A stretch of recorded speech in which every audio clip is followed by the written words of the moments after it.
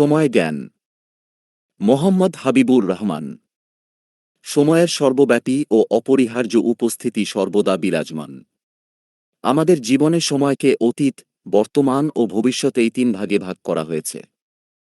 এক, অতীত হল সেই সময় যা ইতোমধ্যে ঘটে গেছে। অতীত সুস্পষ্ট ও সুনির্দিষ্ট, যাকে পরিবর্তন করা যায় না। দুই, জীবনকালে আমরা সর্বদা বর্তমানের মধ্যে বসবাস করি।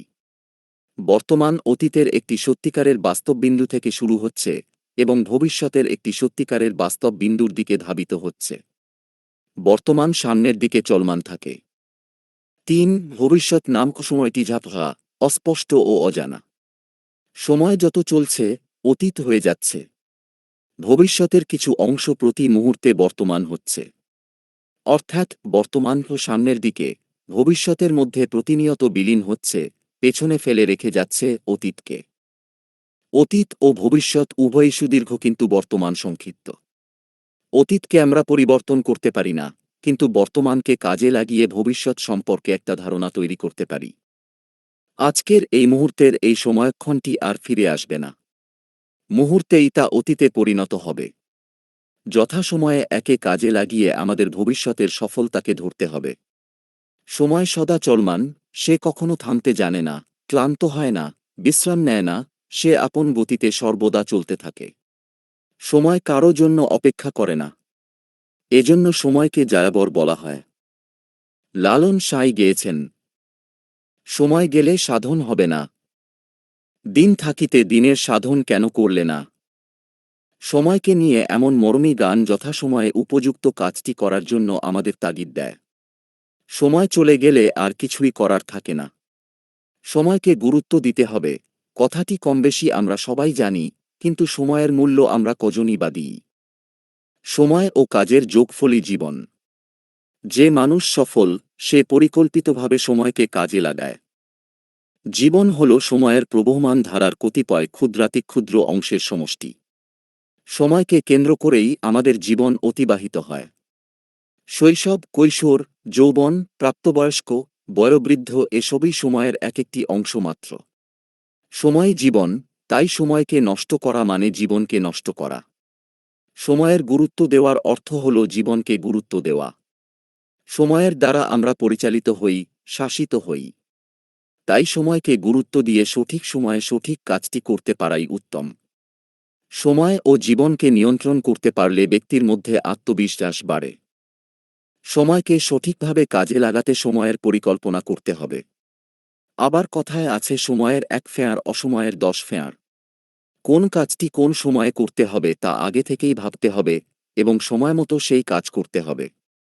তাহলে সময়ের সুবিধাকে আমরা কাজে লাগাতে পারব। সময়কে সঠিকভাবে ব্যবহার করতে না পারলে যে সকল সমস্যা হতে পারে। 1, কোনো কাজ নির্দিষ্ট সময়সীমার মধ্যে শেষ হবে না। 2, কারো সাথে কথা দিয়ে কথা রাখা যাবে না। 3, কোনো কিছুকে সঠিকভাবে উপস্থাপন করা যাবে না। 4, কর্মসম্পাদনে অদক্ষতা ফুটে উঠবে। 5, উৎপাদনশীলতা কমে। 6, কাজের মান হারাবে। 7, অহেতুক মানসিক চাপ বাড়বে। 8, মানুষের সাথে সম্পর্ক নষ্ট হবে। 9, কর্মক্ষেত্র এবং ব্যক্তি জীবনের মধ্যে ভারসাম্য হারাবে। 10, সর্বাপরি পেশাদারিত্বের অভাবে সুনাম ক্ষুণ্ণ হবে। সময় জ্ঞানের কতিপয় ক্ষেত্র। 1, ছাত্রজীবন মানবজীবন গঠনের মূল ভিত্তি ও সোপান। ছাত্রজীবনে আরাম আয়েশে সময় পার করে দিলে চলবে না। ছাত্রজীবন উপভোগ্য জীবন নয়। জীবনকে উপভোগ্য করতে ছাত্রজীবনে ত্যাগ স্বীকার করতে হবে। ছাত্রজীবনে সময়ের মূল্য দিলে সারা জীবনের সুফল ভোগ করা যায়। কেউ যদি একজন ভালো ছাত্র হতে চায়, পরীক্ষায় ভালো ফলাফল পেতে চায়, তাহলে অবশ্যই তাকে সময়ের মূল্য দিতে হবে। পরীক্ষার আগের 2 রাত নির্ঘুম অথচ সারা বছর পড়ার টেবিলে বসার সময় নেই, এমনটি করা ঠিক নয়। সারা বছরের পড়াশোনা পরীক্ষার আগে কয়েকদিনে সম্ভব নয়, তাই বছর জুড়ে আগেই সময়মতো পড়াশোনার কাজ এগিয়ে রাখতে হবে, যাতে পরীক্ষার আগ মুহূর্তে বেশি চাপ না পড়ে। পড়ার সময় পড়া ছাত্রজীবনে সফল হওয়ার সবচেয়ে বড় শর্ত। 2, পরীক্ষার আগ মুহূর্তে সময় দ্রুত চলে যায়। কোনো পাবলিক পরীক্ষা বা প্রতিযোগিতামূলক পরীক্ষায় পরীক্ষার্থী তাদের নিকজন একত্রে রওনা হওয়ায় রাস্তায় গাড়ি সংকট, জ্যাম মোকাবিলা করতে হয়। যথাসময়ে পরীক্ষার কেন্দ্রে পৌঁছতে দেরি হতে পারে। এজন্য একটু বেশি সময় হাতে নিয়ে পরীক্ষা কেন্দ্রের উদ্দেশ্যে রওনা হওয়া উত্তম। সামান্য বিলম্ব সারা জীবনের প্রস্তুতি ও সাধনাকে নস্যাৎ করে দিতে পারে। ৩. চাকরিতে বা ব্যবসায় সফল হতে চাইলেও সময়ের মূল্য দেওয়ার বিকল্প নেই।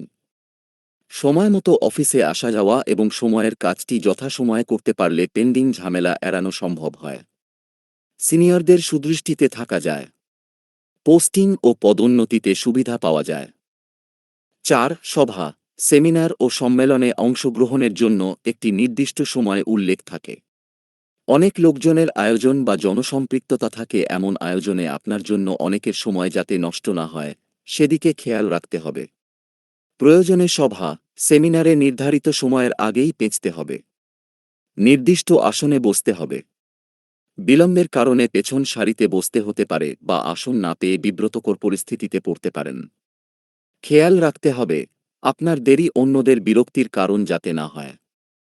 ৫. কথায় আছে, বাড়ির কাছের মানুষ ট্রেন পায় না। ভ্রমণে যাত্রাপথে তাড়াহুড়া না করে নির্দিষ্ট সময়ের একটু আগেই বের হওয়া মঙ্গলজনক। যাত্রাপথে অনেক ঘটনাই ঘটতে পারে যা আপনার নিয়ন্ত্রণ বহির্ভূত। আর নিয়মিত যাতায়াতে যে সময় লাগবে আজকেও একই সময় লাগবে এমনটি নয়, আজকের যাত্রায় বেশি সময় লাগতে পারে এমন ভাবনা থেকে একটু বাড়তি সময় হাতে নিয়ে বের হওয়াই উত্তম। ৬. বিয়েশাদী সময়মতো করতে হবে। নতুবা ছেলেমেয়েকে বড় করার সময় হাতে থাকবে না। সন্তানের সফলতা অর্জন, কর্মজীবন বা বিয়ে নিজের জীবদ্দশায় দেখে যেতে পারবে কিনা সন্দেহ থাকে। যেই বয়সে নানা দাদা ডাক শোনার কথা, সেই বয়সে বাবার ডাক শুনতে হলে আপনার জীবনে অনেক কিছুই অপ্রাপ্তি থেকে যাবে। পরে আফসোস করেও লাভ হবে না। ৭. ৯টার ট্রেন কয়টায় ছাড়ে? অর্থাৎ ৯টার ট্রেনও কতক্ষণ দেরি করে ছাড়ে? আগের দিনে এমন প্রশ্ন রেল স্টেশনে দাঁড়িয়ে অনেককেই করতে দেখা যেত। কিন্তু সময় এখন পাল্টেছে।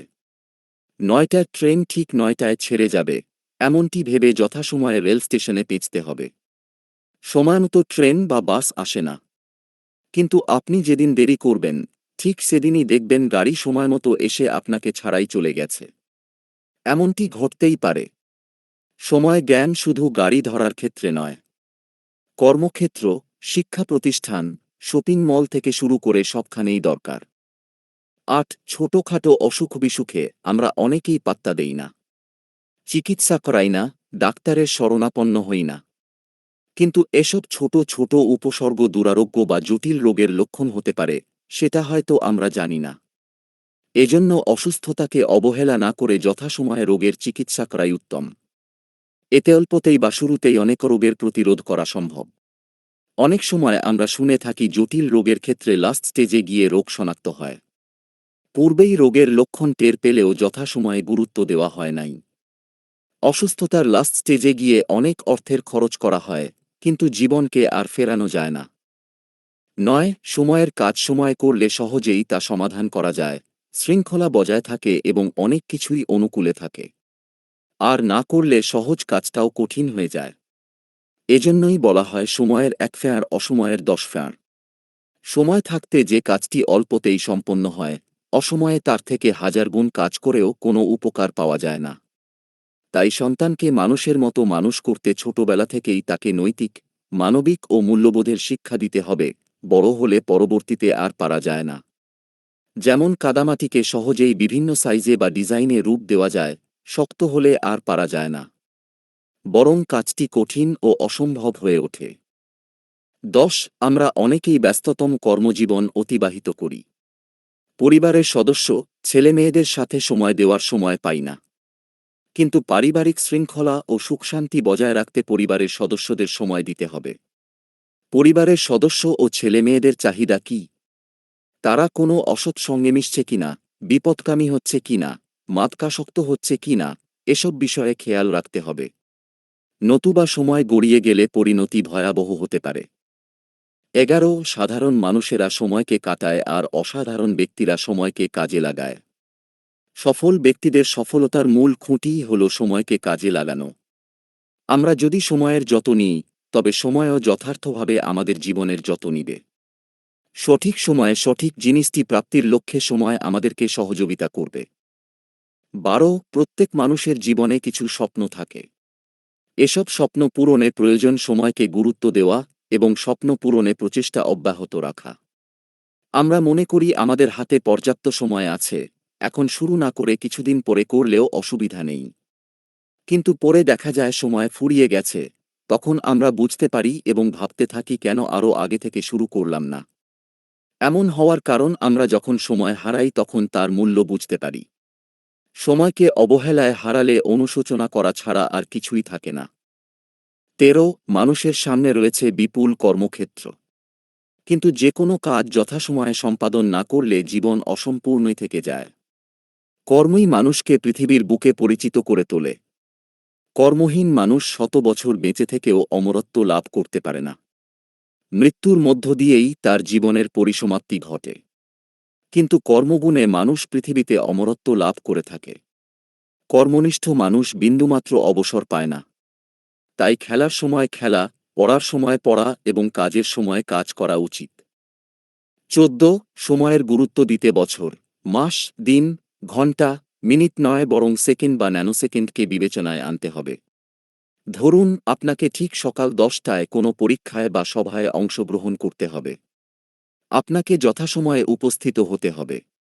সেক্ষেত্রে সকাল 10টা মানে নয় তা 59 মিনিট 59 সেকেন্ড বুঝতে হবে। এই সময় পর্যন্ত আপনি আপনার মতো স্বাধীন। সকাল 10টা বেজে যাওয়ার অর্থ হল সময়টা এখন আর আপনার জন্য না। এটা পরীক্ষা বা সভা আয়োজনকারী কর্তৃপক্ষের জন্য। তাই সময়ের স্বাধীনতাকে পুরোপুরি কাজে লাগাতে নির্দিষ্ট সময়ের কিছুটা আগেই আপনাকে জায়গামতো পেঁচতে হবে। 15 সময়ের ব্যাপারে উদাসীন হওয়ার অর্থ হল সময়ের বিড়ম্বনায় নিজেকে সোপর্দ করা। জীবনকে সার্থক করতে হলে সঠিক সময়ে সঠিক কাজটি করার মাধ্যমে সময়ের সদ্ব্যবহার করতে হবে। কাজ যেটা আজকের এই মুহূর্তের তা এখনই করতে হবে। ফেলে রেখে সময়কে অবহেলা করা ঠিক নয়। মনে রাখতে হবে আজকের কাজটি আজকের জন্যই নির্ধারিত, আগামীকালের জন্য নয়। সর্বত্র প্রতিযোগিতা বিরাজমান। প্রতিযোগিতার ভিড়ে নিজেকে এগিয়ে রাখতে সময়ের কাজটি যথাসময়ে করে যেতে হবে।